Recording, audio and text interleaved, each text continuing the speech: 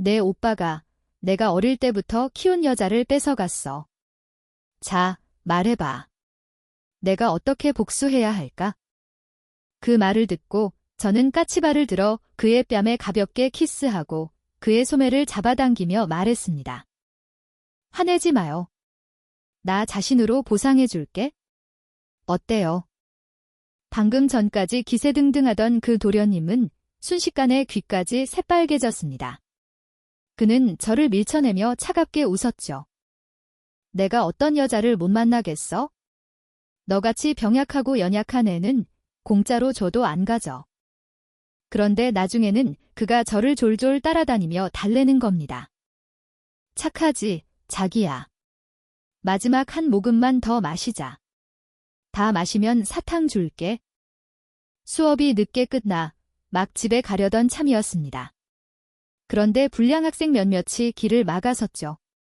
불길한 예감에 저는 즉시 몸을 돌려 다른 길로 가려 했습니다.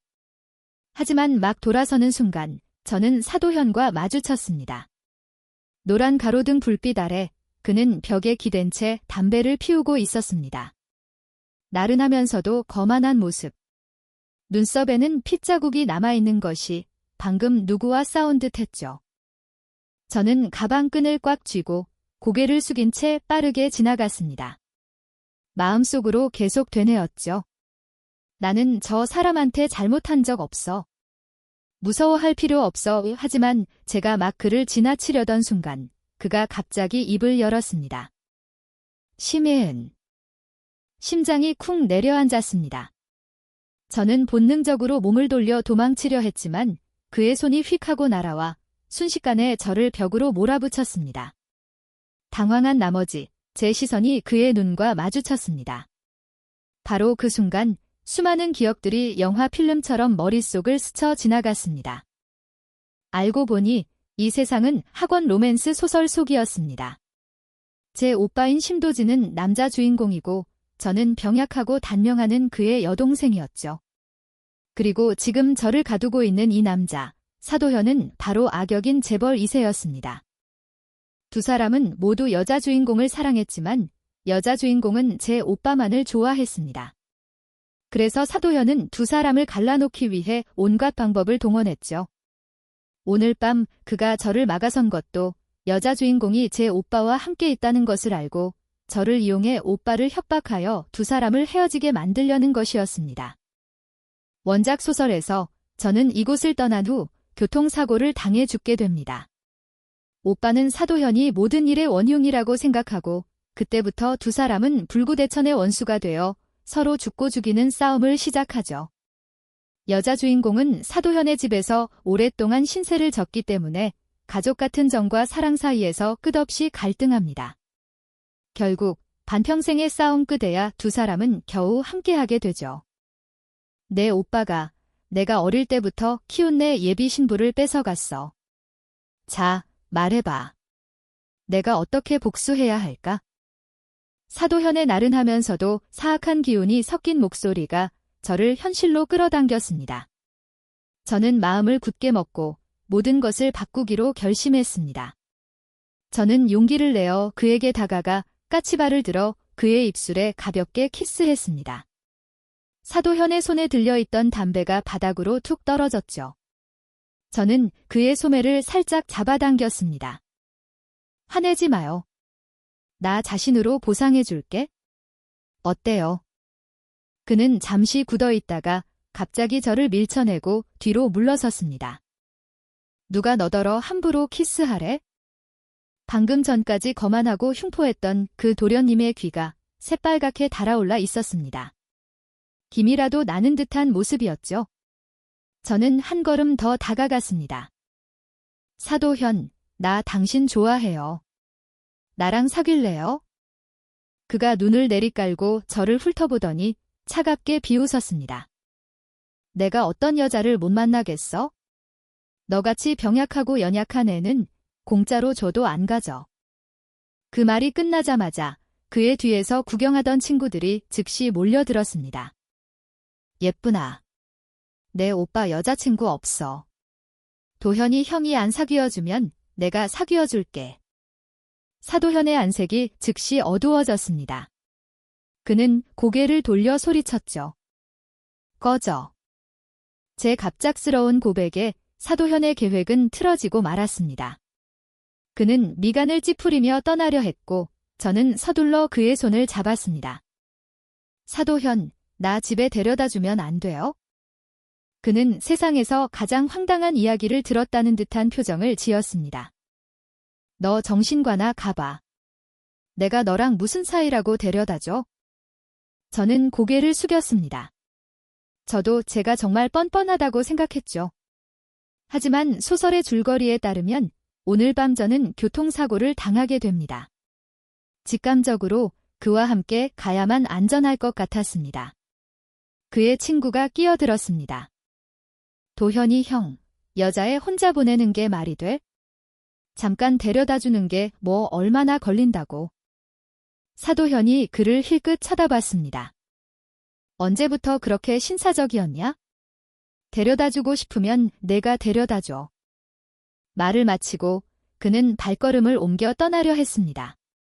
저는 그의 손을 꽉 잡고 놓지 않았죠. 오빠에게 애교 부리던 목소리를 흉내내며 그의 손을 흔들었습니다. 도현 오빠. 닥쳐. 애교 부리지 마. 도현 오빠 데려다줘요. 그렇게 부르지 마. 결국 제 끈질긴 애교에 사도현은 저를 집에 데려다주기로 했습니다.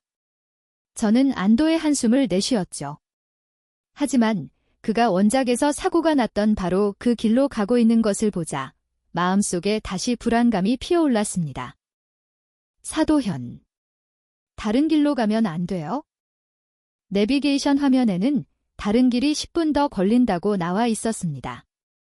사도현은 앞만 보고 전혀 방향을 바꿀 생각이 없어 보였죠. 도현 옵. 그가 고개를 돌려 저를 힐끗 쳐다봤습니다. 눈빛이 가벼웠죠. 제발요. 저는 울 것 같은 진실한 눈빛으로 그를 쳐다봤습니다. 그의 핸들을 잡고 있던 손에 살짝 힘이 들어갔다가 곧 시선을 앞으로 돌렸습니다. 말 맞네. 차에서 던져버리기 전에 조용히 해. 목소리는 퉁명스러웠지만 결국 그는 길을 바꿔주었습니다. 저는 집에 혼자 가지 않고 옛길을 피하기만 하면 무사할 것이라고 생각했습니다. 하지만 그때 통제불능의 트럭 한 대가 미친 속도로 저희를 향해 돌진해왔습니다. 절체절명의 순간 사도현은 이를 악물고 핸들을 세게 꺾었습니다. 차는 트럭의 몸체를 스치듯 지나가 길가의 나무에 그대로 처박혔죠. 세상이 윙윙거리는 소리로 가득 차기 전 저는 그가 저를 품에 꽉 껴안아 보호하는 것을 느꼈습니다. 쾅! 하는 굉음과 함께 하늘과 땅이 뒤집히는 듯 했습니다. 흐릿한 시야 속에서 저는 사도현의 머리에서 피가 끊임없이 흘러내리는 것을 보았습니다. 깨어났을 때 저는 병원이었습니다. 저는 당황해서 간호사에게 사도현의 상태를 물었지만 돌아온 대답에 심장이 멎는 것 같았습니다. 차량이 마지막 순간에 폭발해서 환자분을 겨우 끌어낼 수 있었습니다.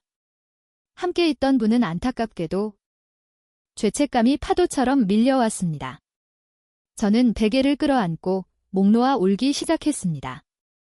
미안해요. 미안해요. 내가 이렇게 될 줄 몰랐어요. 전부 내 잘못이야. 내가 당신을 해쳤어. 죽어야 할 사람은 분명 나였는데. 격한 감정에 제 천식 발작이 갑자기 시작되었습니다. 숨이 막히고 격렬한 기침이 터져 나왔습니다. 마치 1초만 더 지나면 숨이 막혀 죽을 것만 같았죠. 혼란스러운 비명소리 속에서 누군가 제 팔을 감싸 안고 제 입가에 흡입기를 갖다 댔습니다. 익숙한 목소리가 들려왔습니다. 심혜은, 약 흡입해. 몇 분 후 제 호흡이 마침내 안정되었습니다. 고개를 들자 눈물로 흐릿한 시야 너머로 사도현의 모습이 보였습니다. 마음을 짓누르던 돌덩이가 순식간에 사라졌습니다. 저는 그를 와라 껴안았습니다. 기쁨의 눈물이 걷잡을 수 없이 흘러나왔죠. 사도현, 사도현. 당신 안 죽었구나. 살아있었어. 내가 당신을 해치지 않았어. 그만 울어. 나 괜찮아. 사도현의 목소리는 드물게 다정했습니다. 따뜻한 손이 제 등을 가볍게 토닥였죠. 얼마나 지났을까? 옆에 서 있던 의사 선생님이 낮은 목소리로 상기시켰습니다. 아가씨, 남자친구분 다리에 아직 깁스하고 계세요. 그렇게 계속 앉아있으면 나중에 회복에 안 좋을 수 있습니다. 그 말을 듣고 저는 화들짝 놀라 그를 놓아주었습니다. 그제야 제가 그의 다리 위에 온몸으로 앉아 있었다는 것을 깨달았죠. 저는 서둘러 일어나 그의 앞에 쭈그려 앉았습니다. 붉어진 눈으로 조심스럽게 그의 다리를 쳐다봤죠. 미안해요. 내가 눌러서 아팠어요. 어디 불편한 데는 없어요? 한참을 기다려도 그가 대답하지 않자 대신 제 뺨을 가볍게 스치는 따뜻한 손가락 끝이 느껴졌습니다. 의아해서 고개를 들자 사도현은 즉시 손을 꺼두고 시선을 피했습니다. 안 아파. 괜찮아. 저 때문에 사도현이 다쳤기에 저는 자청해서 그를 간호하기로 했습니다. 하지만 결과적으로 제가 오히려 병이 나고 말았죠. 저녁 8시쯤 저는 열이 나기 시작했습니다. 온몸이 불덩이 같았고 힘이 하나도 없었죠. 목은 아파서 말도 나오지 않았습니다. 저는 이불 속에 웅크려 너무 괴로워서 눈물만 흘렸습니다. 갑자기 뺨에 시원한 무언가가 닿았습니다. 저는 본능적으로 그곳으로 파고들어 얼굴을 부비며 작게 불렀습니다. 옵.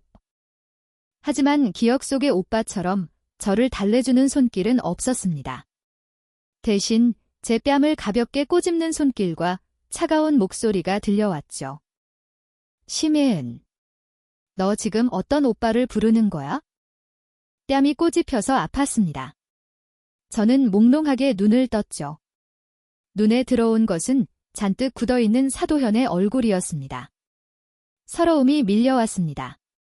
저는 작은 목소리로 투덜거렸죠. 나 아픈데 괴롭히기나 하고. 사도현이 미간을 찌푸리며 제 얼굴에서 손을 뗐습니다. 그가 팔로 제 등을 받쳐 일으키고 약 한 움큼을 입가에 가져다 대며 낮고 엄격한 목소리로 말했습니다. 입 벌려. 저는 몽롱한 상태에서 얌전히 입을 살짝 벌렸습니다. 다음 순간 약 한 움큼이 제 입 안으로 전부 쏟아져 들어왔습니다. 저는 너무 놀라서 약을 전부 뱉어내고 말았죠. 그의 손바닥 위로요. 심혜은. 사도현이 이를 갈았습니다. 내가 여자 안 때린다고 계속 내 한계에 도전할 셈이야? 아마 아파서 정신이 없었나 봅니다. 저는 눈앞의 남자가 저를 무조건적으로 받아주던 오빠가 아니라는 사실을 완전히 잊고 있었죠. 그저 불편하다는 생각에 중얼거렸습니다. 너무 많잖아. 사도현이 깊은 숨을 들이쉬며 화를 억눌렀습니다. 그가 다시 약을 집어들었죠. 이번에는 한 번에 2알씩만 주었습니다. 알약이 너무 크면 제가 고개를 돌려 피했죠. 반으로 쪼개줘. 정말 연약한 아가씨 납셨네. 사도현은 화가 나서 더 이상 화낼 힘도 없어 보였습니다. 다음 날 아침 저는 전화벨 소리에 잠을 깼습니다. 화면에 족바라는 2글자가 뜨자 저는 서둘러 목을 가다듬고 아파서 잠긴 목소리를 애써 감췄습니다. 하지만 몇 마디 나누지도 않았는데 심도지는 즉시 이상한 낌새를 눈치챘습니다. 나 바로 갈게. 기다려. 그의 목소리는 단호했습니다. 저는 당황해서 말렸죠. 오빠. 오빠 대회 아직 안 끝났잖아. 나 때문에 신경 쓰지 마. 정말 그냥 가벼운 감기야. 이제 많이 괜찮아졌어. 진짜야. 저는 온 힘을 다해 그를 안심시키고 약속에 약속을 더한 끝에 마침내 그가 중도에 포기하고 돌아오려던 생각을 접게 만들었습니다. 원작 소설에서 오빠는 이번 전국 대학생 경진대회에서 눈부신 활약을 펼쳐 거물급 투자자들의 주목을 받고 귀한 취업 기회를 얻게 됩니다. 하지만 제가 죽었다는 소식에 그는 결승전을 포기하고 말죠. 바로 그때 여자 주인공이 너무 이성적으로 그를 막으려다가 두 사람 사이에 다툼이 생기고 점차 멀어지게 됩니다. 순식간에 오빠는 유일한 가족인 여동생을 잃고 귀한 취업 기회를 놓치고 사랑까지 잃게 됩니다. 해외에서 그는 온갖 고생을 다 겪고 8년이라는 세월이 흐른 후에야 높은 자리에 오를 수 있었죠. 이번 생에는 그가 마땅히 누려야 할 모든 것을 순조롭게 얻게 해야만 합니다. 전화를 끊자마자 등 뒤에서 비꼬는 목소리가 들려왔습니다. 내 오빠가 그렇게 좋으면 어젯밤에는 왜 와서 널 돌봐주지 않았대? 저는 멍해져서 그 말이 무슨 뜻인지 이해하지 못했습니다. 잠시 생각하다가 저는 입을 열었습니다. 고마워요. 하지만 사도현은 전혀 기뻐 보이지 않았습니다. 어젯밤에 내가 밤새 널 간호했는데 고맙다는 말 한마디면 끝이야? 제 머릿속에 갑자기 드라마 속 몇몇 장면이 떠올랐습니다. 제 마음이 번뜩 깨달았죠. 저는 고개를 숙여 그의 입술에 가볍게 키스했습니다. 사도현은 눈을 동그랗게 떴습니다. 화가 나서 얼굴이 빨개졌죠. 너 변태야? 아니, 당신이 키스해달라고 한 거 아니었어요. 저는 멍하니 물었습니다. 사도현은 말이 막혔는지 손으로 이마를 짚고 깊은 숨을 내쉬었습니다. 마치 폭발을 억누르는 것 같았죠. 심혜은. 나는 너처럼 연약하고 멍청한 여자는 안 좋아해. 일찌감치 포기하는 게 좋을 거야. 알았어요. 저는 고개를 끄덕이며 짐을 챙기기 시작했습니다.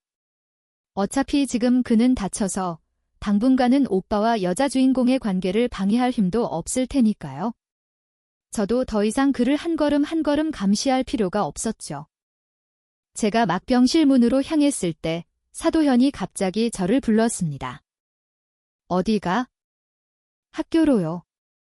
어디 가겠어요? 어차피 당신은 전담 간호사도 있고 나를 좋아하지도 않잖아요. 내가 여기 있어봤자 눈에 가시일 텐데요. 사도현의 얼굴이 어두워졌습니다. 입술을 달싹이며 무언가 말하려는 듯 했지만 결국 차갑게 한마디 내뱉을 뿐이었습니다. 문 닫고 가. 제가 사도현을 다시 만난 것은 일주일 후 메이드 카페에서였습니다. 1학년은 아직 한가해서 저는 몰래 아르바이트를 시작했죠. 다행히 4학년인 오빠는 눈코 뜰 새 없이 바빠서 저를 신경 쓸 겨를이 없었습니다. 만약 오빠가 알았다면 저는 분명 한바탕 잔소리를 피하지 못했을 겁니다. 다리에 아직 깁스를 한 사도현을 보고 저는 놀라지 않을 수 없었습니다. 다리 아직 다 안 나았는데 커피 마시러 이렇게 멀리까지 와요? 내가 무슨 상관이야? 그가 태연하게 대답했습니다. 당신도 메이드 코스프레 구경하러 왔어요? 이 카페가 인터넷에서 유명하고 젊은이들에게 인기가 많긴 했지만 저는 사도현이 이런 것에 흥미를 가질 것이라고는 상상하기 어려웠습니다. 그가 대답하지 않자 저는 그가 부끄러워한다고 생각하고 그의 앞에서 한 바퀴 빙그르르 돌았습니다. 치마가 살짝 날렸죠. 예뻐요. 못생겨 죽겠네. 사도현은 마치 불에 댄 것처럼 즉시 고개를 다른 곳으로 돌렸습니다. 왜 못생겼어요? 저는 사도현의 미적 감각을 심각하게 의심했습니다. 분명 제가 이 카페의 메이드 중에서 가장 예쁜데 그의 입을 거치니 못생겨 죽겠다는 말이 되다니요. 더 이상 말싸움하고 싶지 않아서 저는 업무적인 냉정한 태도를 취했습니다. 알겠습니다. 그럼 다른 동료가 서빙해 드릴게요. 말을 마치고 저는 바로 몸을 돌려 떠났습니다. 쉬는 시간에 한 동료가 제 팔을 쿡 찌르며 흥분한 표정으로 속삭였습니다. 이은아, 창가에 앉은 그 다리 기부스한 잘생긴 남자, 너 좋아하는 거 아니야? 눈을 너한테서 떼지를 못하던데? 그 말을 듣고 저는 무심코 그녀가 가리키는 쪽을 쳐다봤습니다. 바로 그때 사도현의 시선과 마주쳤죠. 순식간에 그는 마치 더러운 것을 본 것처럼 휙 고개를 돌렸습니다. 저는 살짝 고개를 저었습니다. 나 안 좋아해. 동료는 분명 믿지 않는 눈치였고 더 물어보려던 참이었습니다. 마침 새로운 손님이 저를 지목해서 불렀죠. 저는 즉시 정신을 차리고 손님 테이블로 향했습니다. 이 남자 손님은 꽤 까다로운 편이었습니다. 제가 추천하는 커피는 전부 마음에 안 든다고 했죠. 저는 어쩔 수 없이 인내심을 갖고 그의 취향에 대해 더 물어보고 다른 음료를 추천해야 했습니다. 그런데 다음 순간 그 손님이 누군가에게 발로 차여 바닥에 나뒹굴었습니다. 주위의 놀란 비명소리 속에서 사도현이 달려들어 그놈의 멱살을 잡고 마구 때리기 시작했습니다. 사람 살려. 여기 법도 없어? 그 손님이 계속해서 소리쳤습니다. 저는 정신을 차리고 서둘러 달려가 사도현을 말렸습니다. 사도현, 그만해. 때리지 마. 하지만 그는 멈추기는커녕 옆에 있던 의자를 통째로 들어 일어나려던 그 손님에게 그대로 던져버렸습니다. 쾅!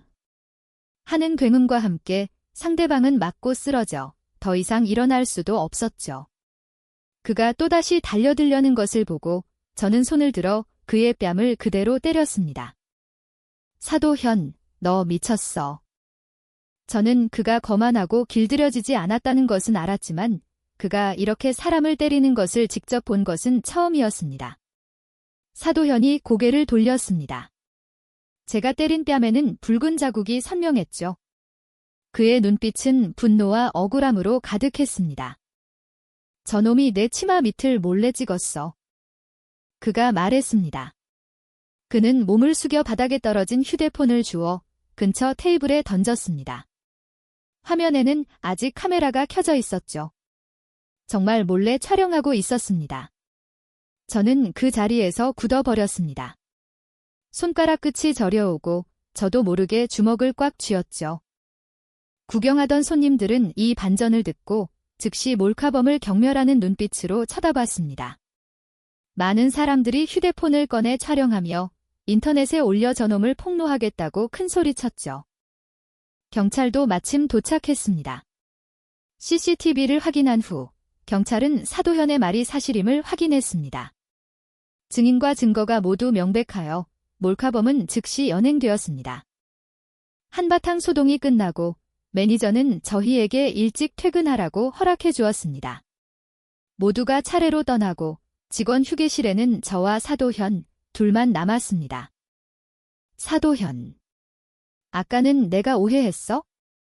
미안해. 그가 고개를 다른 곳으로 돌렸습니다. 표정은 여전히 어두웠고 저를 쳐다보지도 않았죠. 저는 그가 정말 화났다는 것을 알았습니다. 만약 기부스한 다리 때문에 움직이기 불편하지 않았다면 그는 아마 진작에 가버렸을 겁니다. 제가 잘못했다는 것을 알기에 저는 조심스럽게 그의 손을 잡아당겼습니다. 사도현. 용서해줘. 나 정말 잘못했어. 응. 도현 오빠 어떻게 해야 화가 풀릴 거야? 저는 그의 손을 잡아 제 얼굴에 가져다 대는 신용을 했습니다. 아니면 나도 때려. 사도현은 깊은 눈빛으로 저를 쳐다봤습니다. 마침내 그가 움직였죠. 저는 본능적으로 눈을 꼭 감았습니다. 심장이 두려움에 쿵쾅거렸죠.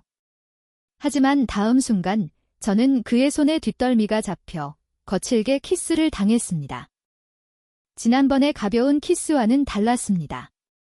이번에는 소유욕이 가득했고 마치 벌을 주듯 저를 삼켜버릴 듯했습니다. 저는 저항할 힘도 없었고 숨쉬기조차 힘들었죠. 손을 들어 그를 밀어내려 했지만 그는 제 두 손목을 잡아 테이블 위로 눌렀습니다. 키스는 더욱 격렬해졌죠. 예은아. 휴게실 밖에서 익숙한 목소리가 들려왔습니다. 오빠의 목소리였습니다. 저는 흠칫 놀라 당황한 나머지 사도현의 입술을 세게 깨물었습니다. 그가 작게 신음하며 마침내 저를 놓아주었습니다. 발소리가 점점 더 가까워졌습니다. 저는 서둘러 사도현을 끌고 테이블 밑으로 숨었습니다. 쾅! 하고 닫혀있던 문이 벌컥 열렸습니다. 심도진이 제 앞으로 성큼성큼 다가왔습니다. 그의 얼굴은 긴장으로 가득했죠. 너 정말 여기 있었구나. 내가 싸움에 휘말렸다는 영상 보고 나 죽는 줄 알았어. 알아. 어디 다친 데는 없어? 그가 제 어깨에 손을 얹고 온몸을 꼼꼼히 살폈습니다. 나 괜찮아, 오빠. 저는 작은 목소리로 대답했습니다. 마음이 불안해서 심장이 터질 것 같았죠. 저는 아랫입술을 살짝 깨물고 애써 평정을 유지했습니다. 방금 다른 남자와 키스했다는 것을 오빠가 눈치챌까 봐 두려웠습니다. 만약 오빠가 저와 키스한 사람이 사도현이라는 것을 알게 된다면 두 사람이 죽기 살기로 싸우는 장면을 저는 충분히 상상할 수 있었습니다. 제가 다치지 않은 것을 확인한 후 심도진이 부드러운 목소리로 제 머리를 쓰다듬었습니다. 예은아. 돈이 부족하면 오빠한테 말해. 밖에서 아르바이트 할 필요 없어. 오빠가 너 먹여 살릴 수 있어? 내일 당장 그만둬. 저는 그의 소매를 잡아당기며 애교를 부렸습니다. 오빠, 나 정말 이 일이 좋은데? 그만두게 하지 마, 응? 만약 오늘 같은 일이 또 일어나면 어떡해? 그의 얼굴은 걱정으로 가득했습니다. 아마 제가 어릴 때부터 몸이 약해서 그의 눈에 저는 영원히 깨지기 쉬운 도자기 인형이었나 봅니다. 조금만 부주의해도 누군가에게 상처받을까 봐 두려워하는. 오빠, 오늘은 그냥 예상 밖의 일이었어. 그리고 좋은 사람이 도와줬잖아. 말을 마치자마자 저는 후회했습니다. 저도 모르게 아랫입술을 살짝 깨물었죠. 오빠가 영상을 봤다면 분명 사도현의 얼굴도 봤을 겁니다. 역시나 심도진이 낮은 목소리로 물었습니다. 내가 말하는 그 사람, 사도현이야? 너 언제부터 그놈이랑 친했어? 내가 그놈이랑 멀리하라고 했잖아. 저는 커튼으로 가려진 테이블 밑을 힐끗 쳐다보고 애써 목소리를 낮췄습니다. 나 그 사람이랑 안 친해. 그냥 카페에서 우연히 만났는데 그 사람이 도와준 것뿐이야. 심도진이 눈을 내리깔았습니다. 무슨 생각을 하는지 알 수 없었지만 미간은 굳게 찌푸려져 있었죠. 도와줘. 내가 보기엔 그놈 분명 다른 속셈이 있는 것 같던데. 오빠가 그 애를 나쁘게 생각해서 그래? 그 애는 그런 애 아니야. 이은아, 너 아직 너무 순진해. 심도진이 제 말을 잘랐습니다. 어쨌든 내 말 명심해. 그놈이랑은 최대한 멀리하는 게 좋아. 갑자기 테이블 밑에서 작은 소리가 들려왔습니다. 심도진이 즉시 고개를 돌려 소리가 난 쪽을 쳐다봤죠. 등이 즉시 굳어졌습니다. 저는 서둘러 그의 손을 잡아 끌며 빠르게 말했습니다. 오빠. 테이블 밑에 쥐가 있어. 우리 빨리 나가요. 다행히 심도진은 의심하지 않고 저를 바로 집으로 데려갔습니다.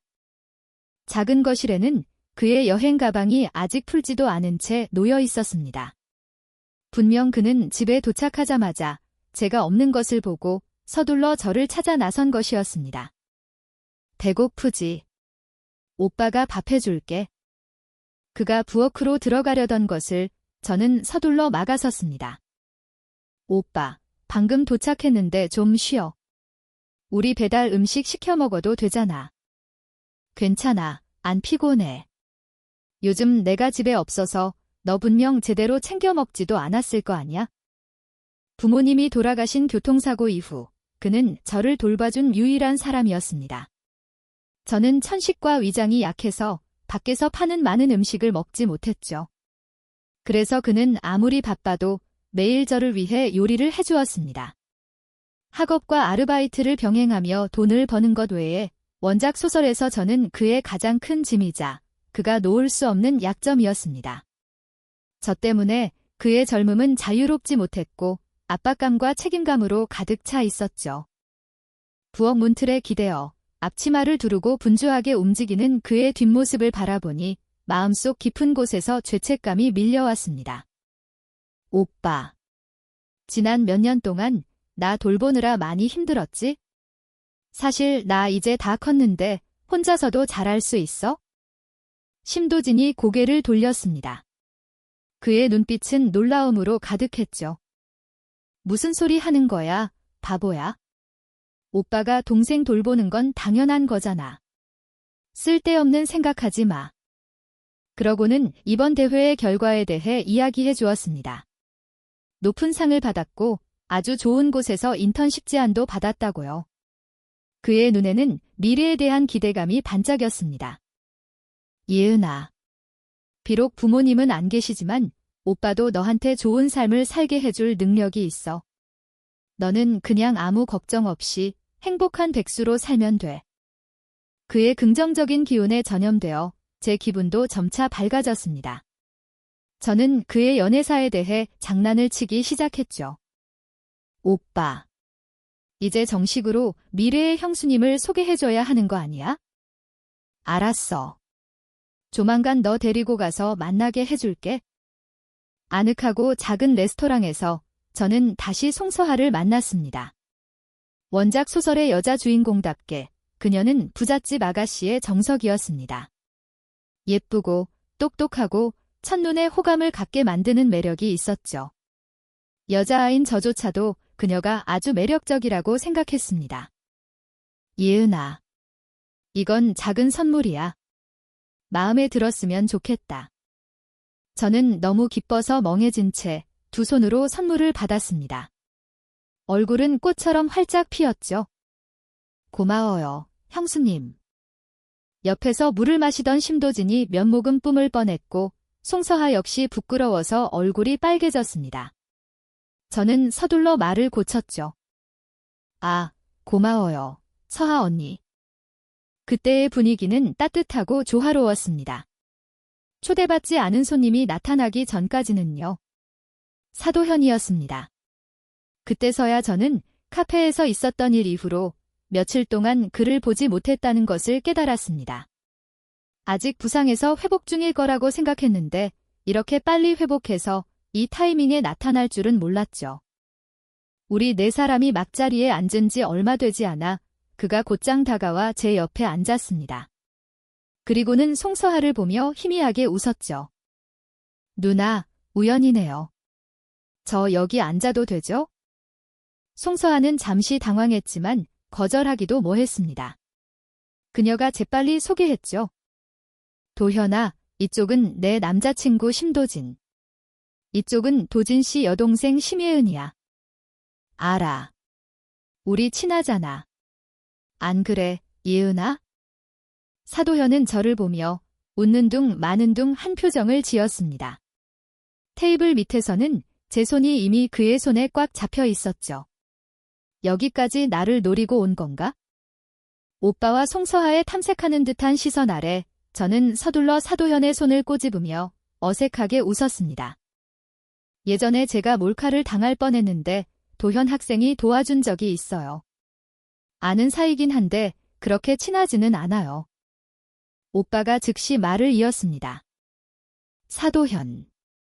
예은이 일은 도와줘서 고맙다. 이 은혜는 기억해두지. 나중에 필요한 일 있으면 나를 찾아와. 사도현은 여전히 제 손을 만지작거리며 나른하고 무심한 목소리로 말했습니다. 필요 없어. 예은이가 이미 나한테 감사 인사를 해줬거든. 나는 아주 만족해. 처음에는 그가 무슨 말을 하는지 이해하지 못했습니다. 그의 시선이 제 입술을 스쳐 지나가기 전까지는요. 오빠 앞에서 제 얼굴은 불타는 듯 뜨거워졌습니다. 구멍이라도 찾아 숨고 싶었죠. 그가 오빠가 의심할 만한 말을 할까 봐 두려워 저는 서둘러 핑계를 대고 일어섰습니다. 나 화장실 좀 다녀올게. 일어나면서 저는 사도현에게 경고의 눈빛을 보냈습니다. 제가 테이블을 떠난 지 1분도 채 되지 않아 사도현이 조용히 따라왔습니다. 깜짝 놀라 저는 서둘러 그를 레스토랑 옆에 한적한 야외 발코니로 끌고 갔습니다. 사도현이 몸을 기울여 양손으로 벽을 짚고 저를 자신과 차가운 벽 사이에 가두었습니다. 입가에 걸린 미소는 야성적인 느낌을 풍겼죠. 뭘 도망쳐? 우리 지금 미래라도 하는 거야? 헛소리 하지 마. 저는 손을 들어 그를 밀어내려 했지만 아무리 해도 꿈쩍도 하지 않았습니다. 사도현, 도대체 뭘 원하는 거야? 방금 식탁에서의 그의 행동을 보니 저는 그의 진짜 목적을 전혀 알 수 없었습니다. 그는 오빠와 싸우지도 않았고 송서하의 환심을 사려 하지도 않았습니다. 하지만 일부러 저에 대해 오해를 살 만한 말들을 했죠. 설마 아직도 저를 이용해 오빠를 협박하려는 걸까요? 제 턱이 갑자기 들어 올려졌습니다. 사도현이 비웃으며 차가운 눈빛으로 말했습니다. 내가 나한테 뭘 원하냐고? 나는 오히려 너한테 묻고 싶은데. 나를 좋아한다고 말해놓고 나를 갖고 놀다가 개처럼 부리려는 속셈은 뭐야? 나 그런 적... 제 입술이 그의 엄지손가락에 막혔습니다. 내가 맞춰볼까? 나를 좋아한다는 말은 전부 거짓말이고 내 오빠와 송서하의 관계를 내가 방해할까 봐 두려워서 그런 거지? 심장이 쿵 내려앉았습니다. 저는 서둘러 그의 손을 뿌리치며 허둥지둥 부인했죠. 아니야. 나 정말로 당신 좋아해. 거짓말 아니야. 나를 좋아하는데 내 오빠가 알까봐 두려워? 나를 좋아하는데 여태까지 한 번도 나를 쫓아다니지 않았어.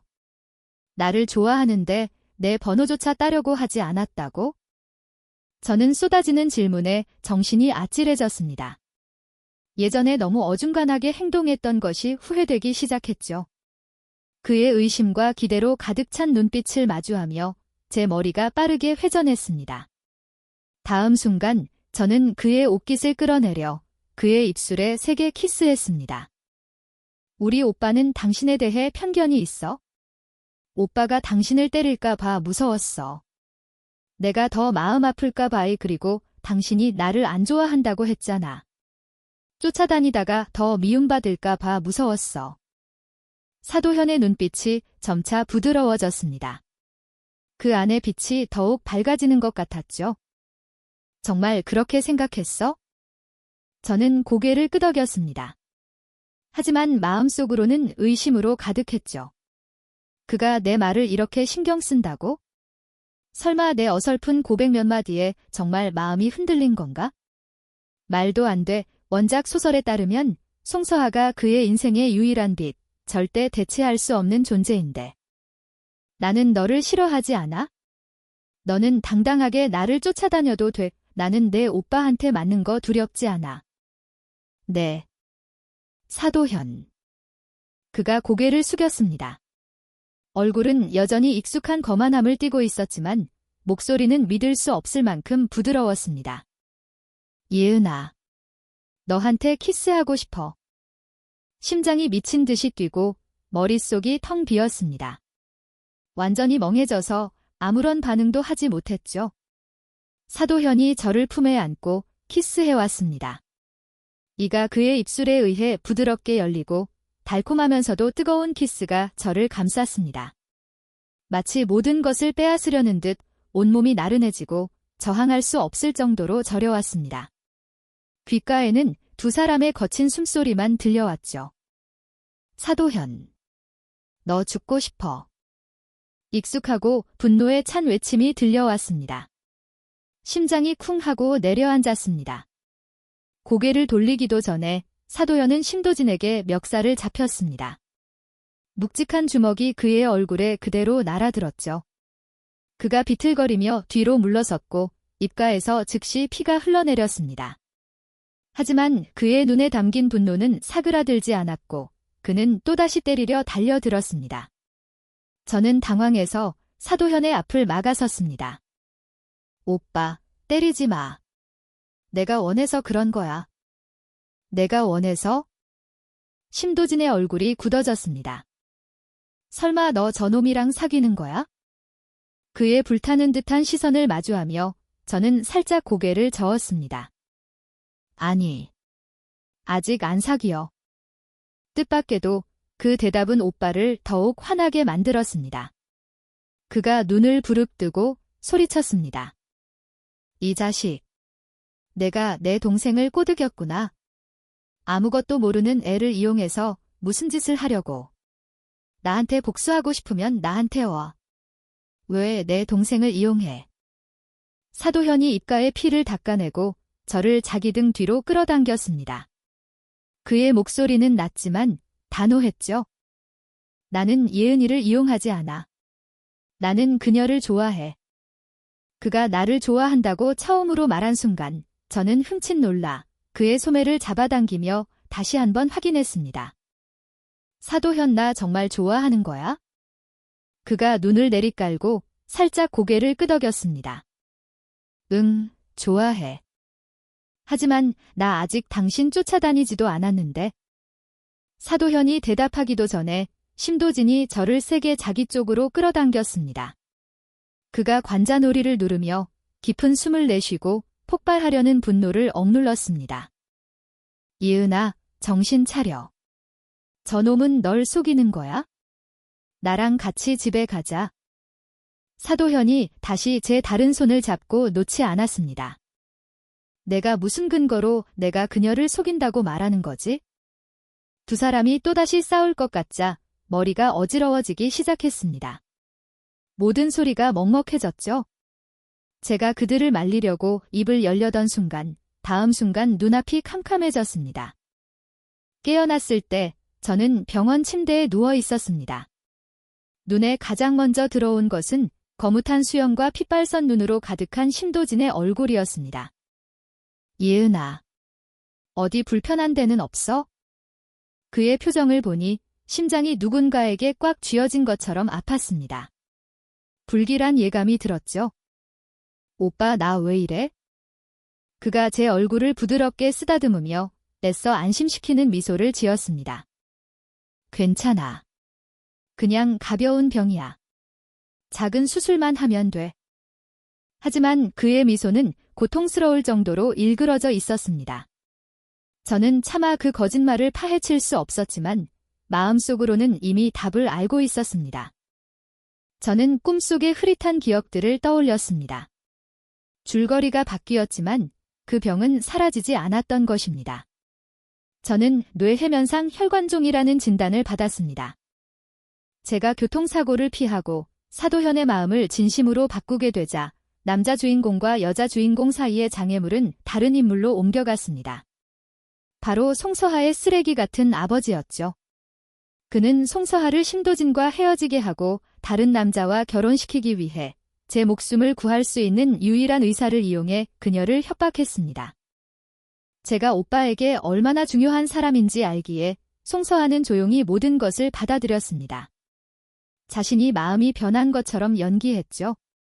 그녀는 자신이 떠나기만 하면 제가 살 수 있을 거라고 생각했습니다. 하지만 결국 수술은 실패했습니다.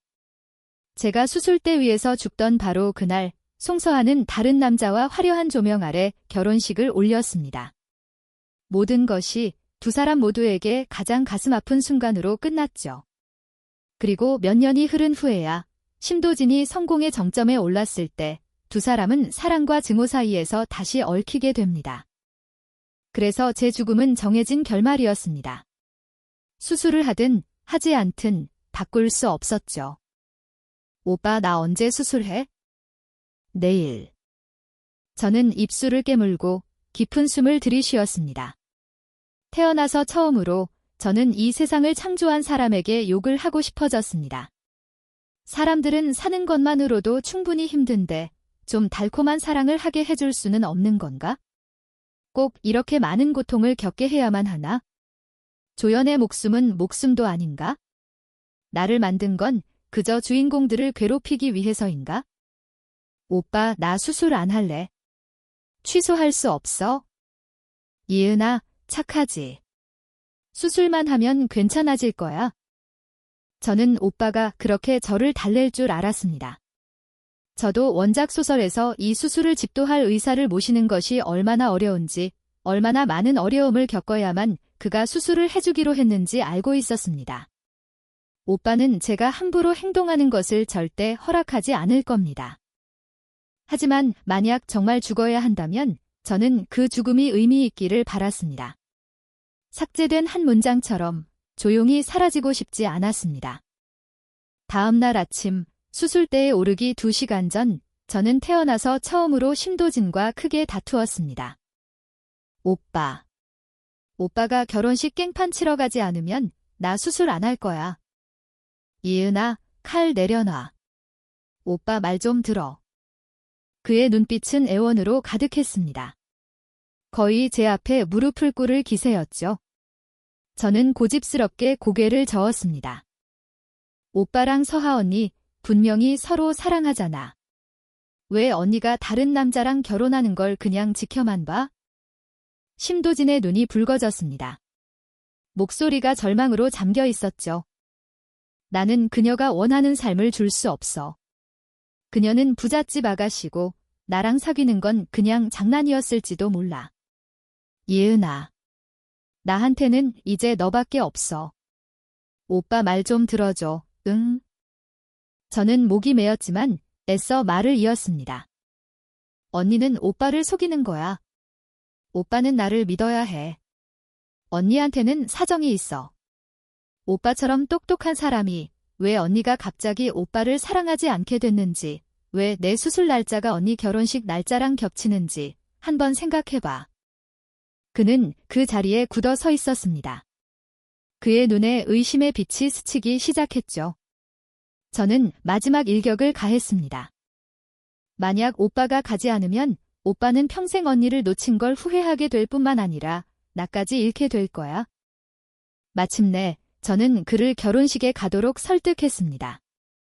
그리고 저는 수술이 시작되기 전 조용히 병원을 빠져나왔습니다.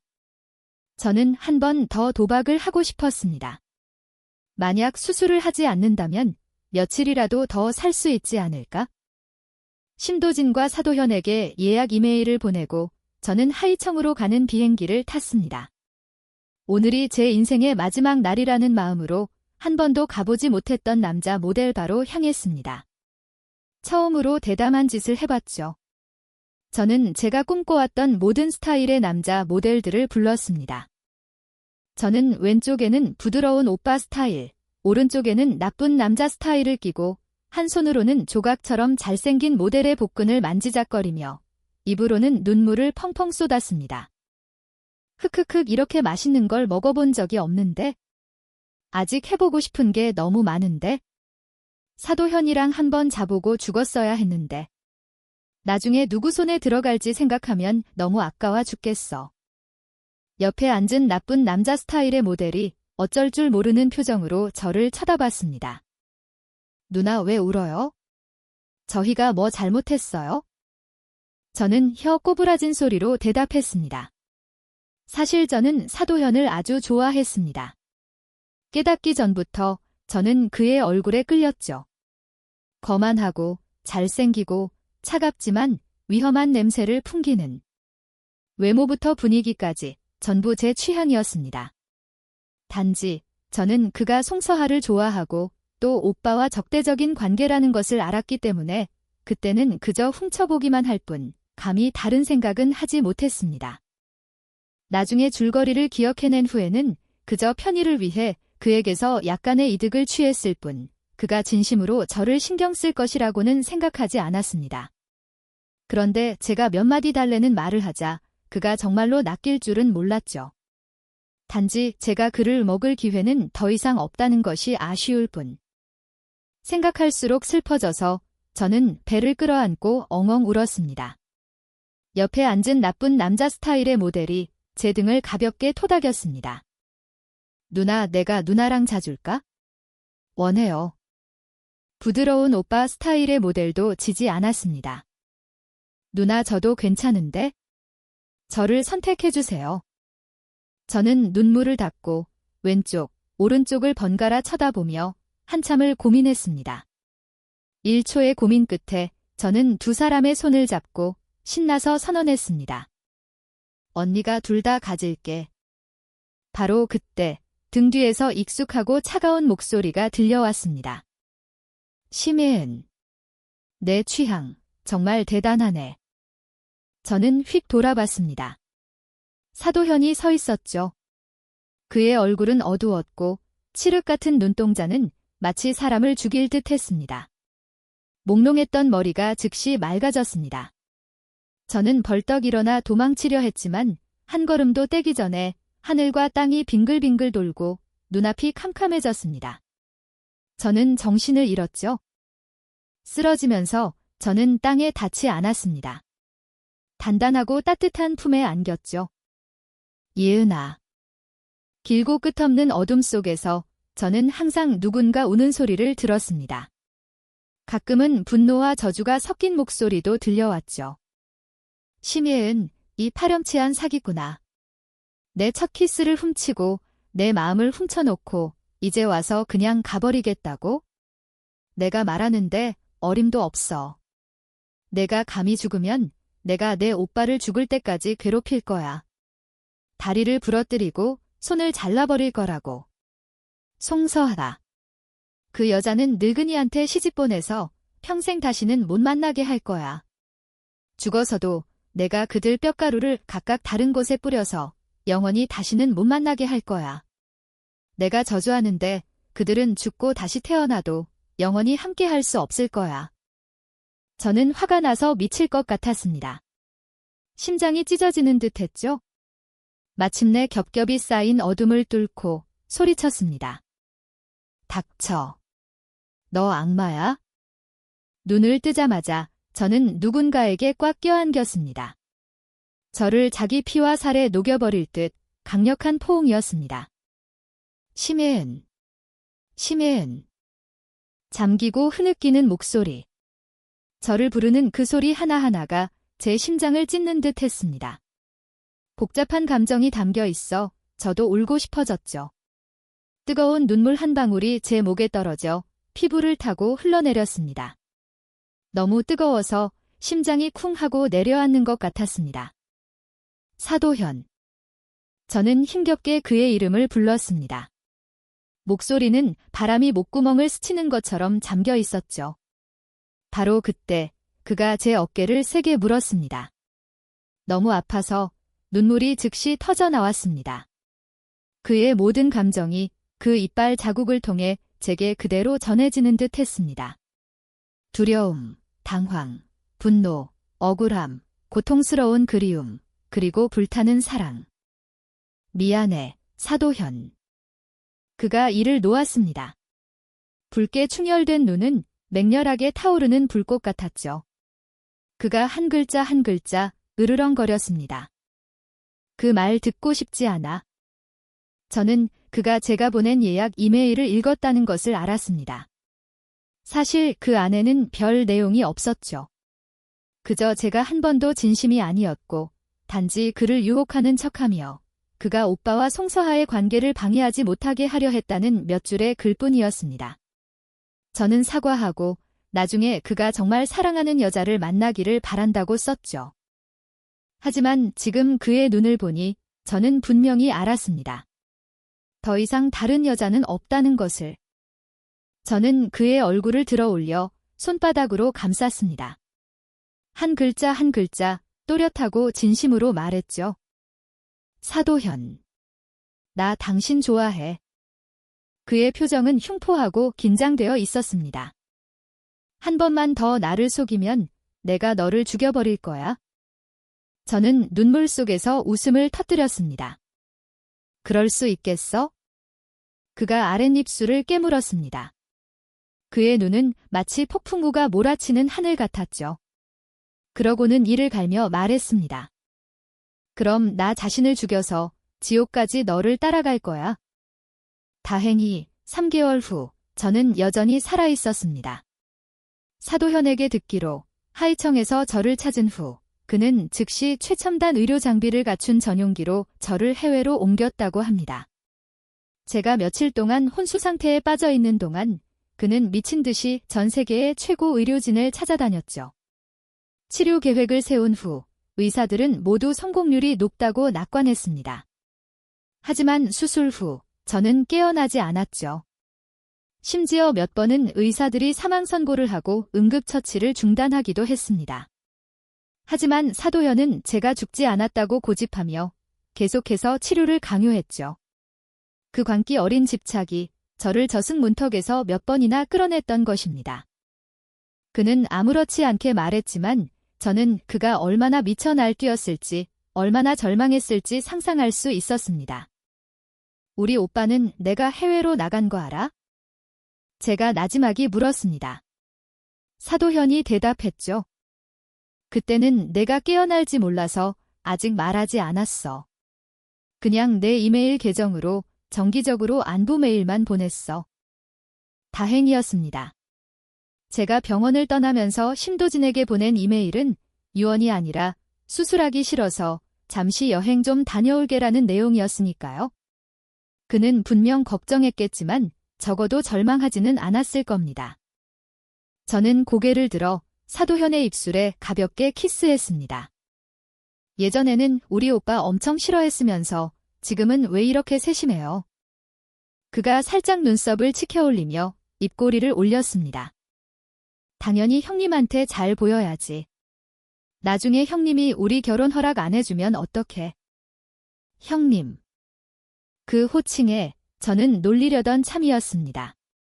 그런데 그가 이미 테이블 위에 약 그릇을 들고 여유롭게 다가왔습니다. 자, 자기야. 약 먹을 시간이야. 저는 고개를 돌려 피했습니다. 해외까지 와서 아직도 한약을 먹어야 해? 이건 몸보신 약이야. 예전처럼 쉽게 아프고 싶지 않잖아. 그렇지.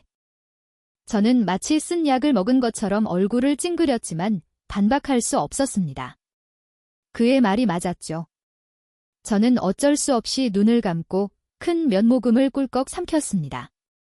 너무 써서 혀가 몸과 절교하고 싶을 지경이었습니다. 착하다. 마지막 한 모금만 더 다 마시면 사탕 줄게. 저는 그가 내민 약 그릇을 옆으로 밀어버렸습니다.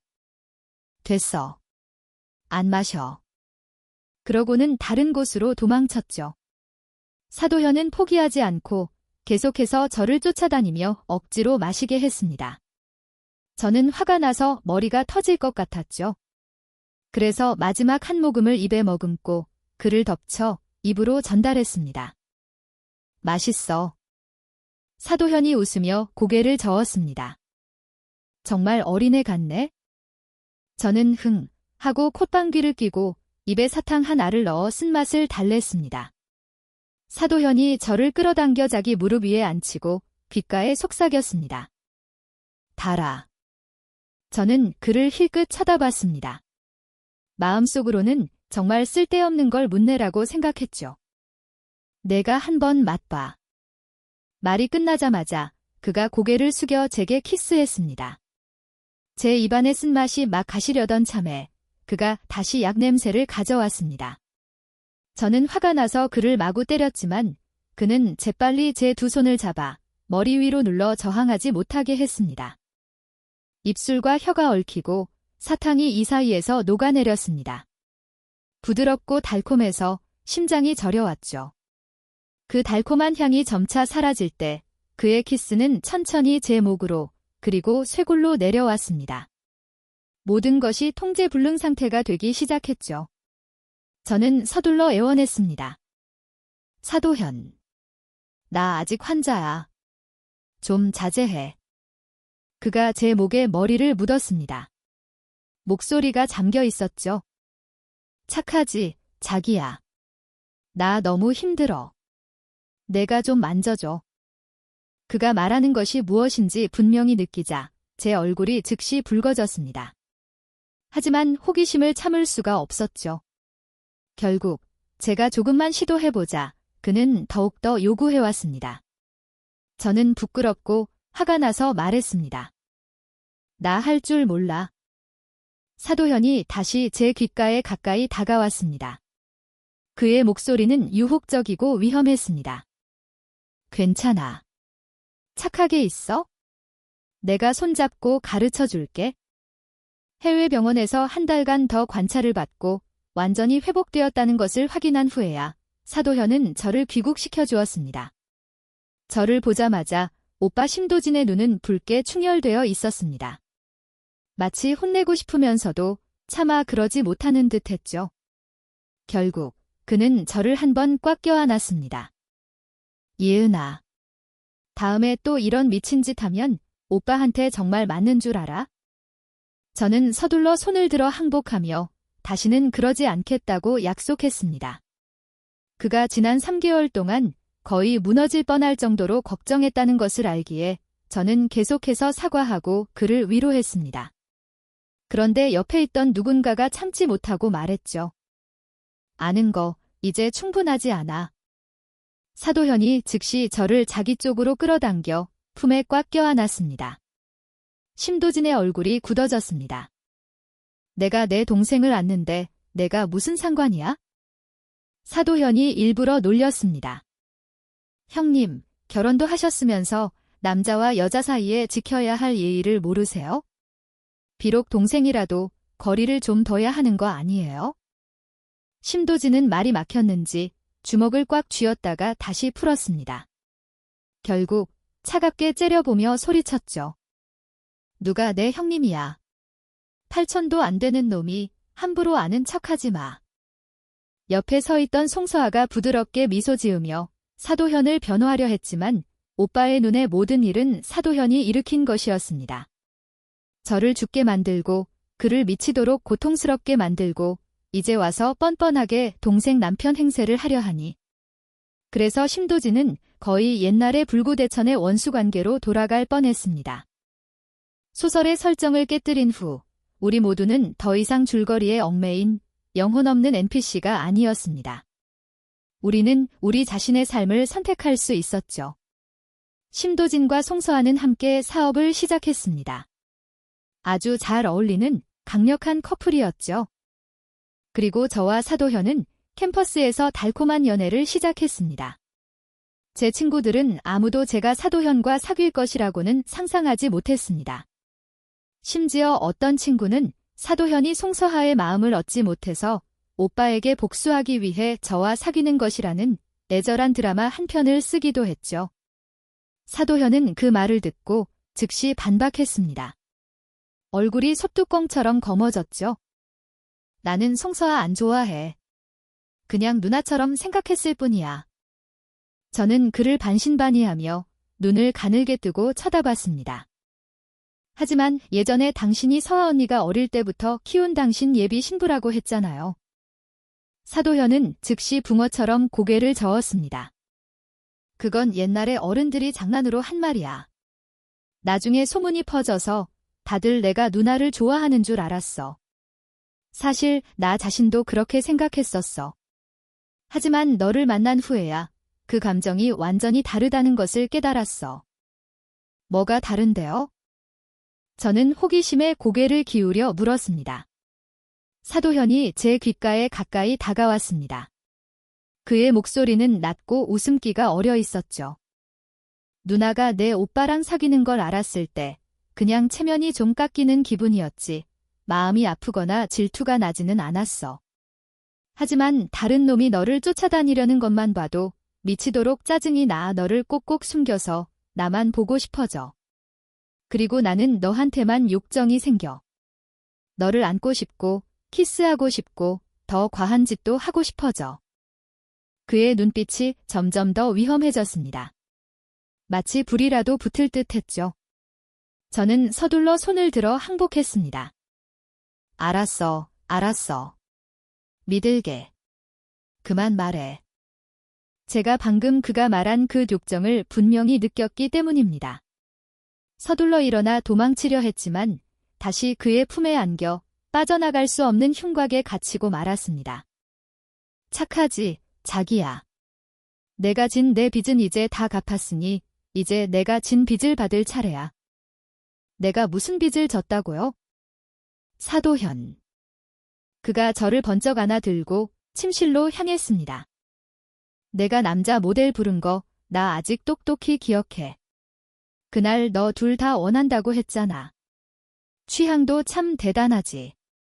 그러니까 내가 온 힘을 다해야 너를 배부르게 먹여줄 수 있겠지?